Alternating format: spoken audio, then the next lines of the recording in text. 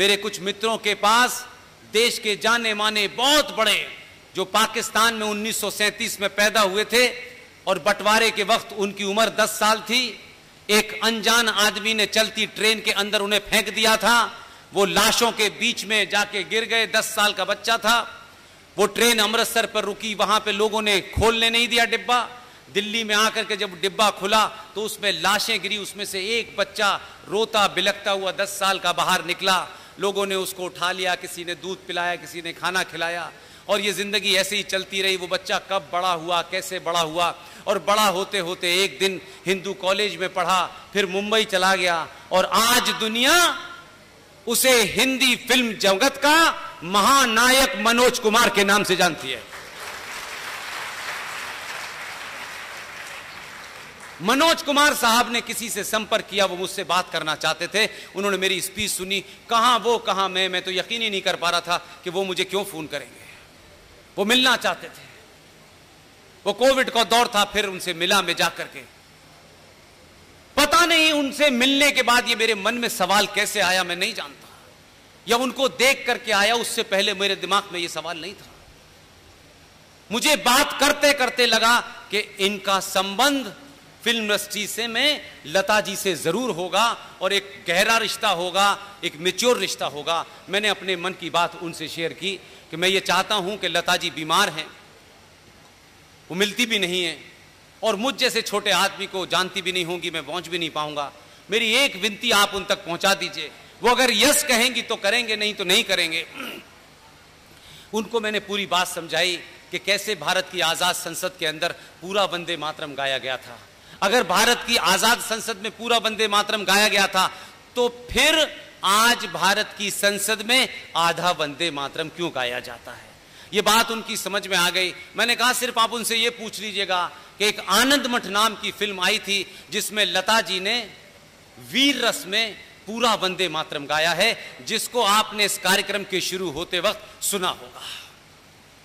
वो कोई 4 minute 40 second का है। मैंने कहा सिर्फ उनसे इतना कह दीजिए कि हम इसका कोई कॉमर्शियल इस्तेमाल नहीं करने वाले हैं।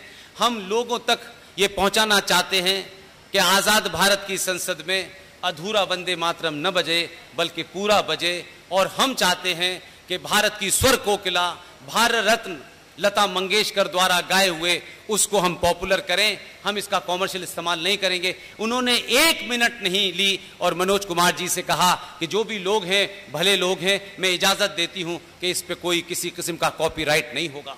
और तब हमने ये बुक मार्क जो रवि भाई को मैंने दे रखे थे, मैंने कहा दे दीजिएगा। इस बुक मार्क में एक QR कोड बना हुआ है, या आप जैसे लोग जो कोई 2000-5000 रुपए हमको दे देते हैं, इन कामों में खर्च होते हैं। और फिर उस पर QR कोड बनाया, और हमने कहा कि आज के बच्चे को अगर बताना है तो हम भाषण दे के चले जाएं, वो बच्चा बेचारा 6 महीने तक ये ढूंढता फिरे कि ये मिलेगा कहां। तो हमने QR कोड उस पर बनाया। आप उसे स्कैन करेंगे तो लता जी की आवाज में आनंद मठ में गाए हुए उस वंदे मातरम का पूरा आपको गीत मिल जाएगा। और मैं आपको बताता हूं मेरे लिए खुशी का पल क्यों है। और मैं अलीगढ़ आया हूं इत्तेफाक से। उस भाषक, मुझे कल परसों में लौटा हूं मुंबई से, वहां मेरी कोई सभा नहीं थी, कुछ लोगों के साथ मीटिंग थी, लेकिन मुझे खुशी है कि ये बात मैं अलीगढ़ में इसलिए कह रहा हूं कि अलीगढ़ में गौरव शर्मा और उनकी पूरी टीम को बधाई देना चाहता हूं, उनकी हिम्मत बढ़ाना चाहता हूं कि देखो ऐसा नहीं होता कि सब बड़े बड़े लोग ही करते हैं। ये स्वर कहते हैं कि ये हमारा मानना ये है कि ये जो आवाज है ये ब्रह्मांड में गूंजती रहती है, समाप्त नहीं होती है। लेकिन इस दौर में आपकी आवाज गूंजती भी है, और आवाज गूंजने के बाद एक सेकंड ये बाद में ले लीजिएगा, ये बाद में ले लीजिएगा। आपको देने के लिए लाया हूं, आपको देने के लिए लाया हूं, बाद में ले लीजिएगा। बाद में देखिए, आप बाद में ले लीजिएगा, ले लीजिए, कोई ऐसी बात ले लीजिएगा, ये आप ही के लिए लाया हूं भाई। देखिए क्या हुआ। सावरकर जो अछूत थे, नई संसद का उद्घाटन हुआ। संसद में जब तैयारी चल रही थी और संसद भवन बन रहा था, याद कीजिएगा, वी सपोर्ट पुष्पेन कुलसेस नाम का YouTube चैनल जो हमारी टीम चलाती है, उसमें मैंने कई बार यह बात कही कि जिस दिन भी संसद का इनॉग्रेशन होगा, बहुत सारे लोग अपने छत पे से कूद के मर जाएंगे, लेकिन उन्हें अभी तक पता ही नहीं चला कि क्या हो गया। 3 दिन बाद पता चला।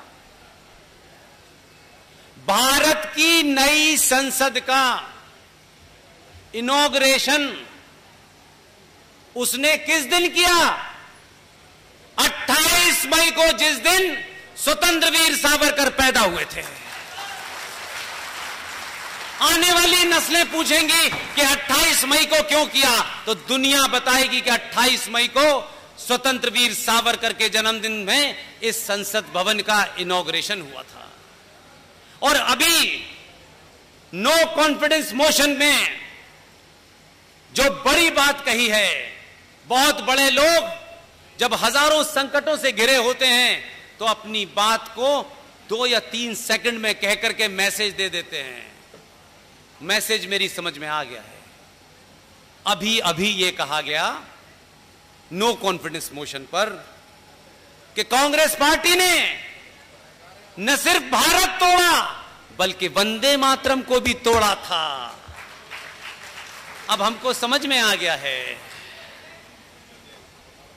कि इस संसद में जिस दिन भी पहला सत्र होगा, इसमें 2 रिश्ते हैं। एक तो खुद मुखिया इस देश का लता मंगेशकर को अपनी बहन मानते हैं, वो राखी बांधती थी, भारत रत्न उन्हें मिला, उनसे उनकी निजी जान पहचान थी, उनका बड़ा सम्मान करते थे। इतना बेहतरीन मौका कहां होगा कि भारत की स्वर्ग कोकिला को इससे बड़ी श्रद्धांजलि क्या होगी कि आनंद मठ में गाए उस वंदे मातरम को नई संसद के पहले दिन के इनॉग्रेशन के बाद पूरा बजाया जाएगा। इसलिए गौरव भाई और आपके हजारों साथी, अभी रोक नहीं देना है, लगातार कहते रहना है जब तक संसद के पहले सत्र में ना हो। मैं ये सब बातें इसलिए कह रहा हूं कि ये सब राष्ट्र से कनेक्टेड हैं। आने वाली पीढ़ियों को जब अपने उस स्वर्णिम इतिहास के बारे में पता चलेगा, तब उनको यह भी पता चलेगा कि हमारे ऊपर बौनों ने राज किया है। इसलिए समय है कि कोई भी एक विषय जो आपको प्रिय लगता हो, आप उसे उठाइए, पूरी ताकत से उठाइए।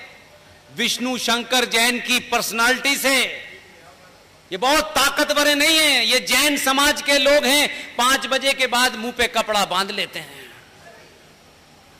लेकिन जैन समाज ही जिहादियों को चुनौती दे रहा है।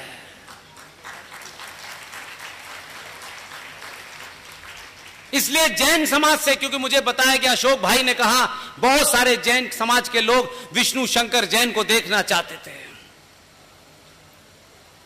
जैन इस देश की माइनॉरिटी में सबसे कम है,